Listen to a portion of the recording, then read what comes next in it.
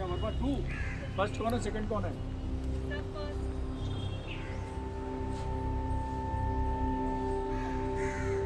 हाथ खड़ा करो, रेज योर हैंड। किसको डर लगता है? ऊपर, बड़ा सा ऊपर, जितना बड़ा डर उतना ही ऊंचा हाथ करिए, करिए। इसको कम्युनिटी छोड़ दिया जाएगा। ठीक नहीं, खड़े रहिए, खड़े रखिए, हाथ खड़ा रखिए। जिन लोगों को कोरोना से डर लगता है, आपको हम कोरोना के पास नहीं भेजेंगे, कोरोना से कह देंगे आपके पास आना। ओके, नीचे क्यों करते? अब कितनों को डर लगता है? भाई डर तो मिटाना ही होगा। आप कोरोना से डर रहे हैं तो कोरोना से कहेंगे इनका डर दूर कराओ, और कोई तरीका नहीं है मेरे पास। I don't have any option. तो देखिए, हम चार यहाँ खड़े हैं, चारों पीपी पहन के अंदर जा चुके हैं, तो बहुत 14 दिन की ड्यूटी कर चुके हैं। डॉक्टर सूर्यकांत के बारे में आपको सुना होगा, आगरा में सबसे ज़्यादा बड़ा, हमको आगरा भेजा गया। कानपुर में कोरोना बढ़ा गया, हमको कानपुर भेजा गया। मेरठ में कोरोना बढ़ा, हमको मेरठ 2 बार भेजा गया। और आज मालूम कहाँ भेजा जा रहा है? 3-4 लोग यहाँ बनारस हैं, आज बनारस भेजा जा रहा है प्रधानमंत्री जी के साथ। वाराणसी में प्रॉब्लम ज़्यादा हो रही है, तो वहाँ का रिव्यू करने के लिए, वहाँ के लॉट के गवर्नमेंट को सजेशन देने के लिए मुझे भेजा। डॉक्टर सूर्यकांत ने कभी मना किया? डॉक्टर सूर्यकांत कभी डरे? अब आप सोच रहे होंगे ये कम से कम 3-4 बार तो पॉजिटिव हो ही गए होंगे। तो मैं आपको बता दूं, हम 4 में से कोई पॉजिटिव नहीं हुआ। अब कितनों को डर लग रहा है कोरोना से? खड़ा करिए आप। कितनों को डर लग रहा है कोरोना से, बताइए। हम 4 डॉक्टर बराबर 15 महीने से ड्यूटी नहीं कर रहे हैं। अरे जिस उत्तर प्रदेश के शहर में ज़्यादा कोरोना हुआ, मैं तो वहाँ होके आया हूँ। आगरा में 1 बार, कानपुर में 1 बार, मेरठ में 2 बार, और आज बनारस जा रहा हूँ। और हम चारों को, किसी को कोरोना नहीं हुआ। तो कौन डरता है? हम कोरोना से डरते हैं, कोरोना हमसे डरता है? बताइए, बोलिए बोलिए, बताइए ना, कौन किससे डरता है? बताइए मैडम। कोरोना हमसे डरता है, तो कोरोना आपसे भी डरता है। अरे ये व्हाइट एप्रन देख के कोरोना डरता है, क्यों नहीं समझ में आती है तुम्हारी बात? ये डर जो होता है ना, ये यहाँ होता है। कोरोना सबसे ज्यादा किस ऑर्गन को अफेक्ट करता है, बताइए? किस ऑर्गन को? बॉडी में किस ऑर्गन को सबसे ज्यादा कोरोना अफेक्ट करता है? लंग्स को। क्या क्या हो जाता है लंग्स में, मैडम पांडे बताइए? निमोनिया और what was second? ARDS। ARDS की फुल फॉर्म क्या होती है? Acute respiratory distress syndrome. ठीक, तो अब आप किस डिपार्टमेंट में पोस्टेड हो गए हैं? अरे लंग्स के डिपार्टमेंट में है, तो कोरोना और नहीं डरेगा। पहले तो सफ़ेद एप्रन से डरता है, फिर जो लंग्स के डिपार्टमेंट में काम कर रहे हैं उन्हें मालूम है कि ये तो सब लंग के बारे में जानते हैं, तो इनसे और डरना है। आप बताइए कितने लोगों को कोरोना से डर लगता है? बोलिए, हाथ खड़ा करिए। नहीं, आप ईमानदारी से हाथ खड़ा करिए, कर सकते हैं, इसमें कोई फाइन नहीं है, कुछ नहीं है सर, बिल्कुल एकदम ऑनेस्टली। 2 मिनट में डर निकल गया आपका? भाई 10-12 कौन डर सकता है, बताइए? अभी भी इनको डर लगता है। और मालूम, जो डरेगा वो मरेगा, जिसको डर लगेगा उसी को कोरोना। इन 21 में से सबसे पहले अगर हुआ तो इसी को होगा। आप बताओ, डर लगता है? नहीं लगता है? लो कैमरा करो इधर, बोलो बोलो, नहीं डर लगता है, बोलो। जो डरेगा वो मरेगा, और जो नहीं डरेगा वो बचा रहेगा। बात में समझ में आया? इसलिए कोरोना से डरना नहीं है। क्यों डरेंगे भाई? हमको मालूम है, कोरोना के सिम्टम्स मालूम है। बस 2 काम करते रहिए। एक तो सबको लेनी है आइवरमेक्टिन प्रोफाइलैक्सिस। आइवरमेक्टिन का नाम सुना है? ठीक, यूपी पहली गवर्नमेंट है जिसने देश में आइवरमेक्टिन बेस्ड प्रोटोकॉल को जियो निकाला 6 अगस्त 2020 को। मुझे इसलिए मालूम है क्योंकि मैं उस कमेटी का एक्सपर्ट था। हम ही लोगों ने बनाया वो जियो। और आज भारत के 8 राज्यों में आइवरमेक्टिन चल रही है। अभी गोवा ने तो मास प्रोफाइलैक्सिस कर दिया, मास पर, मतलब पूरी पब्लिक को खिला रहे हैं वो। आइवरमेक्टिन ही केवल ऐसी दवा है जो 2 साल से ऊपर के किसी भी व्यक्ति को खिलाई जा सकती है। केवल प्रेग्नेंट लेडीज और लैक्टेटिंग मदर्स और चिल्ड्रन लेस देन 2 ईयर्स को छोड़ के सबको आइवरमेक्टिन दी जा सकती है। तो आप सब लोगों को आइवरमेक्टिन मिलेगी। शेड्यूल क्या है प्रोफाइलेक्सिस का? First day, 7th day, 38th day and then once a month. क्या है प्रोफाइलेक्सिस बताइए? And once a month. पहले दिन देखो बहुत सिंपल आसान है। दिन कितने होते हैं? 7। तो पहले दिन ले ली, फिर कब लेना है? 7वें दिन निपट गए। महीना कितने का होता है ऑन एन एवरेज? 30। फिर कब लेनी है? 30वें दिन और फिर हर 30वें दिन। बस इतना ही याद रखना। हफ्ते में 7 दिन होते हैं और महीने में 30 दिन होते हैं। 2 चीज़ें याद रखो, प्रोटोकॉल याद हो गया। First day, 7th day, 38th day, पहले दिन, 7वें दिन, 30वें दिन, फिर हर 30वें दिन। ये कहलाती है हेल्थ केयर प्रोफाइलेक्सिस। दुनिया के ढेर सारे देशों में बहुत सारे ट्रायल हो चुके हैं इसके। अलग अलग रेजिमेंट थोड़ी अलग है, लेकिन ये हेल्थ केयर वर्कर में सबसे अच्छी प्रोफाइलेक्सिस है। पहले हम लोग हाइड्रोक्सीक्लोरोक्वीन लेते थे, लेकिन वो फ्लॉप हो गई। उससे यहाँ एक स्टडी की डॉक्टर साहब ने 17% को साइड इफेक्ट हो गए थे, 17%। तो इसलिए हाइड्रोक्सीक्लोरोक्वीन खाना हम लोगों ने जून में ही बंद कर दिया था। अब क्या खा रहे हैं तब से? आइवरमेक्टिन। आइवरमेक्टिन इंटेंट करो और तुम सबको 1, 2, 3, 4 डोज कभी दे दो, मतलब 84 सबको मिल जाएंगे। तो आप खाइए, आज खा लीजिएगा, आज या कल जब मिलेगा एक खा लीजिएगा, 7 से देगा। अब डर और कम हुआ। आइवरमेक्टिन की प्रोफाइलेक्सिस कर दी।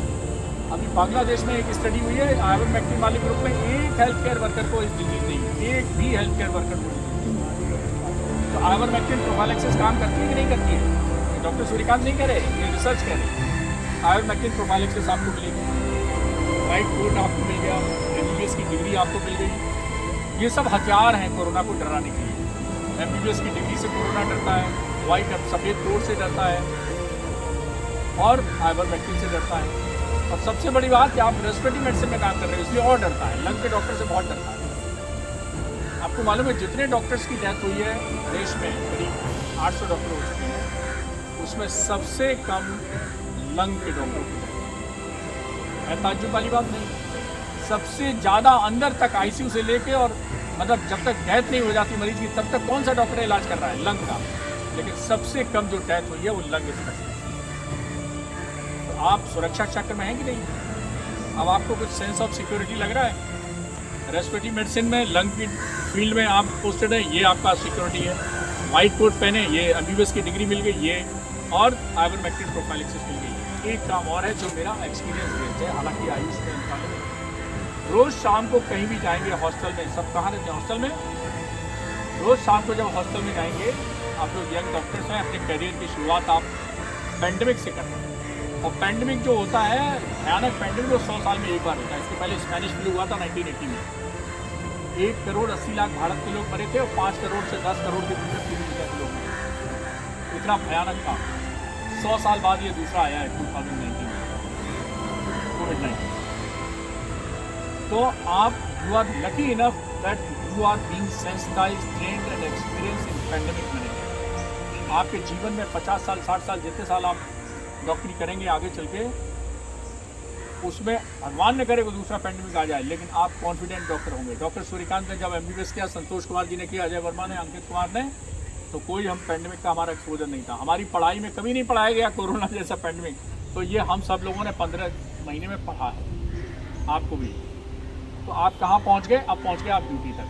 तो आधे लोग करेंगे रेड जोन में ड्यूटी, अर्थात जहाँ कोरोना के मरीज भर्ती है एकदम, और आधे लोग ड्यूटी करेंगे ग्रीन जोन में, यानी पोस्ट कोविड में या नॉन कोविड में। यहाँ रेस्पिरेटरी मेडिसिन में 2 तरह के पेशेंट हैं। ये ग्रीन जोन है जहाँ हम खड़े हुए हैं। और देखिए ये कोरोना ही है। कभी आपने सुना है इस तरह ओपन लॉन में मीटिंग होते हुए? अंदर सेमिनार हॉल है, उसमें करते थे जब नए इंटर्न आते। लेकिन हम लोग कहाँ कर रहे हैं? ओपन में। और ये कोरोना की बेस्ट स्ट्रेटेजी है। आप ओपन में मीटिंग कर लीजिए, मास्क लगा के, फिजिकल डिस्टेंसिंग के साथ। एक कोरोना आपके अंदर नहीं जाएगा, चाहे भले ही आप यहाँ कोरोना से समुद्र में रह रहे हो, एक कोरोना आपके अंदर नहीं जा सकता। सो वी आर इंश्योरिंग कि इसी तरह जब भी मीटिंग होगी, इसी तरह मीटिंग होगी, ओपन में होगी, और एक कोरोना आपके अंदर नहीं जाएगा। Meeting will ensure. दुनिया के बड़े बड़े राष्ट्रपति प्रधानमंत्रियों को कोरोना हो गया 3-3, 4-4 की मीटिंग है। क्यों? क्योंकि वो बंद कमरे में और एयर कंडीशन रूम में मीटिंग कर रहे हैं। हम लोग कहाँ कर रहे हैं? खुले आसमान के नीचे। देखिए, दिखाओ भाई खुला आसमान, पेड़ पौधे, ग्रीनरी, ये सब दिखाइए। इनके नीचे आप, अरे इन प्रकृति के साथ मीटिंग कर रहे हैं। इस प्रकृति प्रेम से भी कोरोना डरता है। आप प्रकृति से प्रेम करिए, देखिए ऑक्सीजन कहाँ से मिल रही है? इन्हीं से तो मिलती है। और जब कम पड़ जाती है तो फिर सिलेंडर से मिलती है, कंसनट्रेटर से मिलती है, अस्पताल में मिलती है, आईसीयू। भगवान ने करे वो नौबत आई। यही पेड़ पौधों से ऑक्सीजन मिलती है। इतनी ऑक्सीजन रोज़ 350 लीटर ऑक्सीजन की जरूरत पड़ती है। कहाँ से मिलती है? इन्हीं पेड़ पौधों से मिलती है। और देखिए रेस्पिरेटरी मेडिसिन, देखिए आप कितना नीट एंड ग्रीन है। दिखाइए भाई कितना ग्रीन है। इतने नीट एंड ग्रीन एनवायरनमेंट में हम लोग रहते हैं क्योंकि सांस के यहाँ रोगी रहते हैं, सांस के डरते हैं। एक चीज़ और बता देता हूँ कोरोना से बचने की। अब तो कोई ऐसा नहीं है जिसको कोरोना से डर लग रहा है।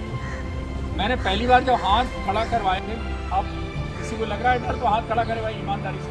किसी को डर लग रहा है क्या?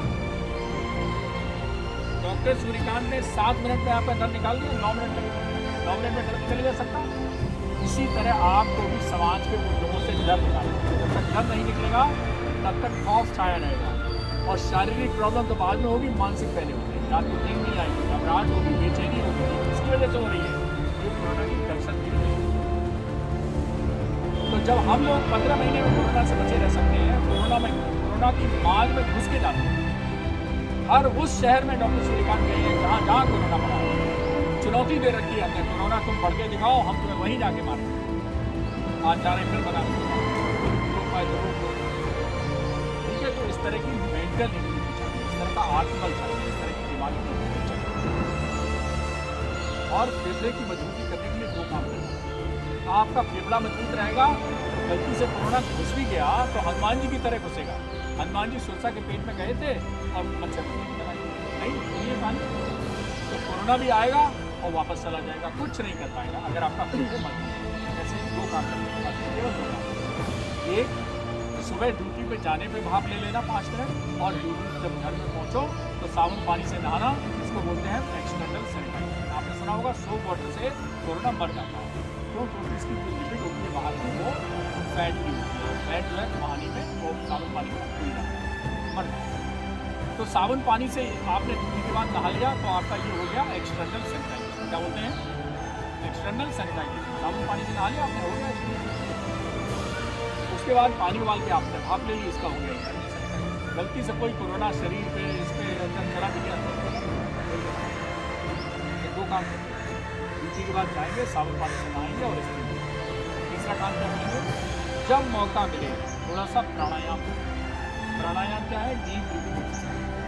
कोई ज़रूरत नहीं है अनुलोम विलोम भस्त्रिका ये सब जो नाम कठिन नाम कठिन है ना, नाक इधर से दबाओ, नाक उधर से बंद करो, ये सब कुछ है। Pranayam means how deep you can breathe and how much you can hold. That's all. प्राण प्लस आयाम, एक्सटेंशन ऑफ द ब्रीदिंग। तो ये एक्सटेंशन ऑफ ब्रीदिंग है। नॉर्मली जब हम सांस लेते हैं तो हम फेफड़ा ऐसे फैलता है, ऐसे सिकुड़ता है, ऐसे फैलता है, ऐसे सिकुड़ता है। लेकिन जब हम डीप ब्रीदिंग लेते हैं अर्थात प्राणायाम करते हैं तो फेफड़ा ऐसे फैलता है और ऐसे सिकुड़ता है, ऐसे फैलता है, ऐसे सिकुड़ता है। सलमान खान की बाइसेप देखिए क्यों ऐसी हो गई, ये एब्स क्यों पड़ गए?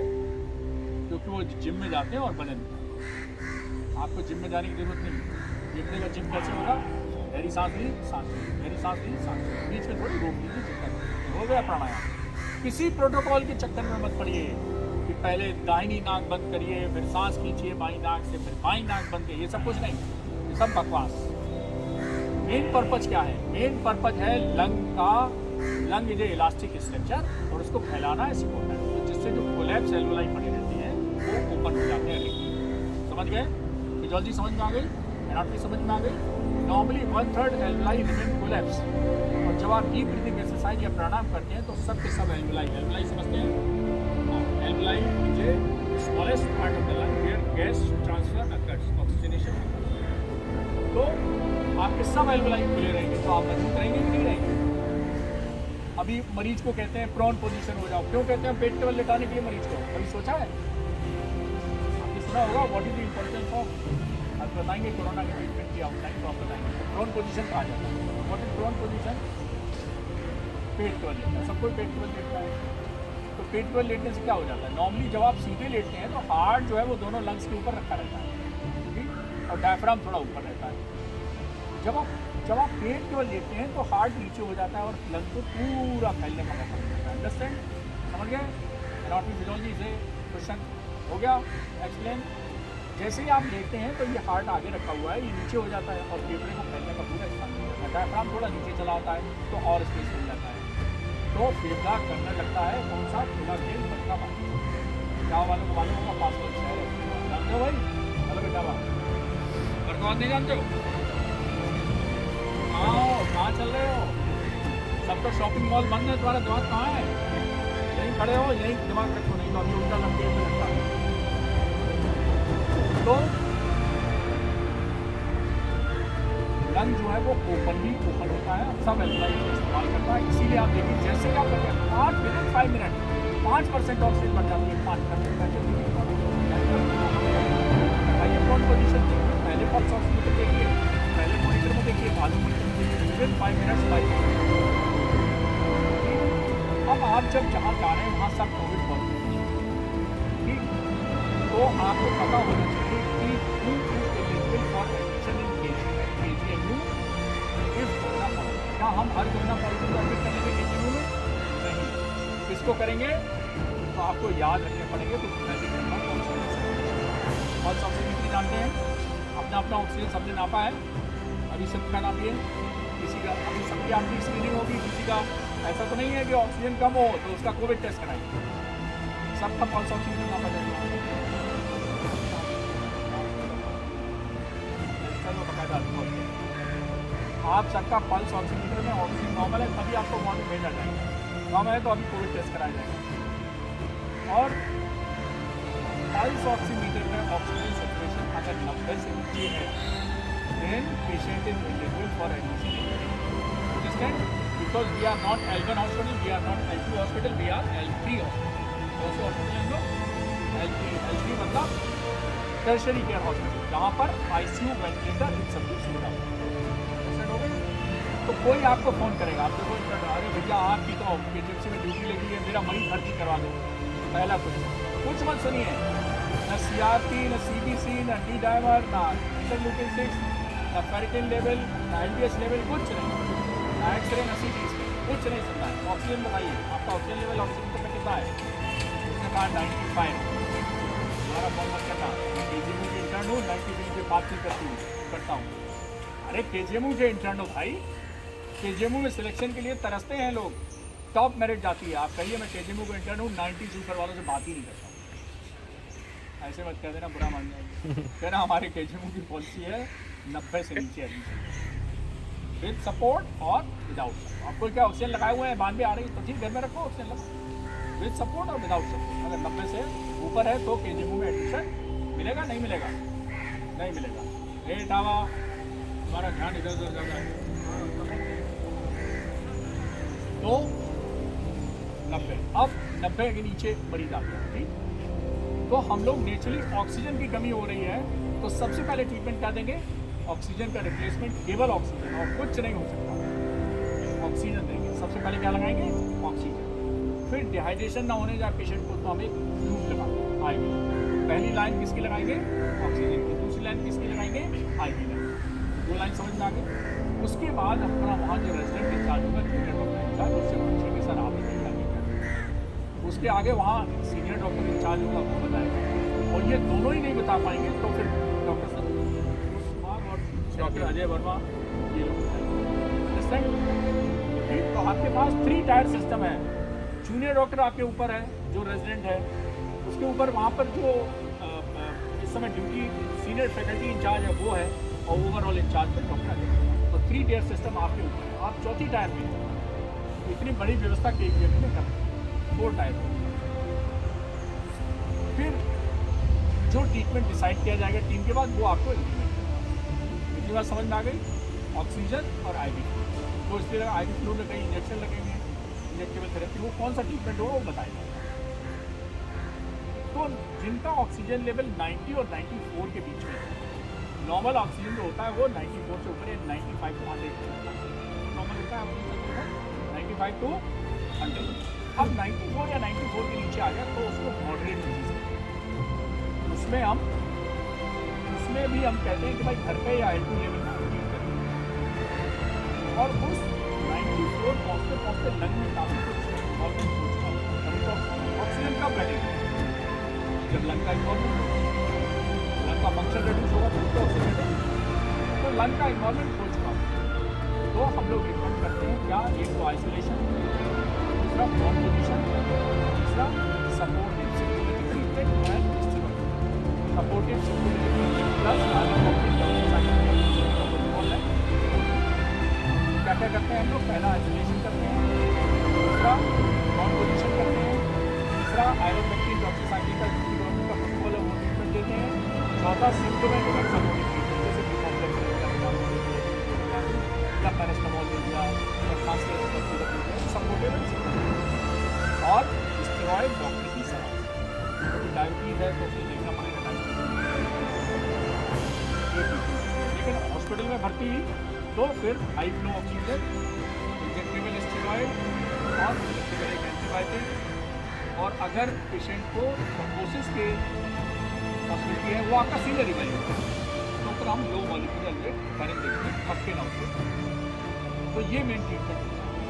फिर हाई फ्लो ऑक्सीजन से नहीं जाता तो फिर एक और ऑक्सीजन NRM मतलब नॉन रीब्रीथिंग मास्क से देते हैं। और हाई फ्लो जाने के लिए हाई फ्लो नेजल कैनुला होता है उससे देते हैं। उससे भी ठीक नहीं होता तो फिर पाइपेट। पाइपेट क्या है, एक नॉन इन्वेजिव वेंटिलेशन, ये भी वेंटिलेशन है लेकिन ये नॉन इन्वेजिव, इसमें नाक में और नली या गले या छेद करके नली सब नहीं जाती मास्क नहीं जाता। इसको NIV या पाइपेट है, हाई लेवल प्रेशर। फिर उसके बाद आता है इन्वेजिव वेंटिलेशन। उसके बाद भी कुछ है, उसका दवा खत्म हो जाए तो क्या होता है शुरू दुआ, फिर अटेंडेंस ले लिया दुआ कर ले जाने का। अब हम सब लोग कर चुके, अब हमारे पास कुछ नहीं। तो पहली सीढ़ी है ऑक्सीजन, आखिरी सीढ़ी है वेंटिलेटर। बस वो ऑक्सीजन से वेंटिलेटर के बीच में बहुत सारे ट्रीटमेंट है, वो ठीक है। कोई किसी को पूछना क्वेश्चन, एनी क्वेश्चन सबका जब होने वाले इनको भेज दो, ये बताएंगे कहाँ जाएंगे। अपने वाले जो यहाँ रहेंगे वो डॉक्टर अंकित देखेंगे और जो वहाँ रहेंगे डॉक्टर अजय वर्मा देखेंगे। ठीक है, ठीक। Where the COVID positive patients are kept. So this building in front of neurology department is called Infectious Disease Hospital, IDH building. Short name is called IDH. In charge is Dr. Ajay Verma. Okay, so under him you will be reporting and you will be given the task of 8-hourly shift as per instruction of Dr. Ajay Verma. Understand? And rest of the 10. So rest of the 9. So till Ankur March, okay, all of you will be posted in IDH. Understand? 13 Anisha आलम से लेके और अनुराग अग्रवाल तक you will be posted, all of you will be posted in respective Anisha Alam, Kumar Vajpayee, Ankita Srivastava, Anshul Kumar, Anshul Srivastava, Manoj Kumar Dey, Anuradha Chaudhary and Anurag Agarwal. ठीक है, नहीं 2 जुलाई को उसके बाद एक्सटेंड कर देंगे आपको। उधर वाले इधर आ जाएंगे, उधर वालों को जो रेड जोन में ड्यूटी करेंगे उनको 4 दिन की उसके बाद रेस्ट मिलेगा। 4 दिन के रेस्ट में ही आप बता दिया जाएगा, इनका RT-PCR होगा और उसके बाद आपको इधर ले जाएगा। आप लोगों का जो यहाँ ड्यूटी कर रहे हैं नॉन कोविड में, उनका कोई रेस्ट नहीं होगा। ठीक है ना, उनको सीधे ड्यूटी कर दिया जाएगा। आपको बाद में जब रेड जोन में करेंगे तो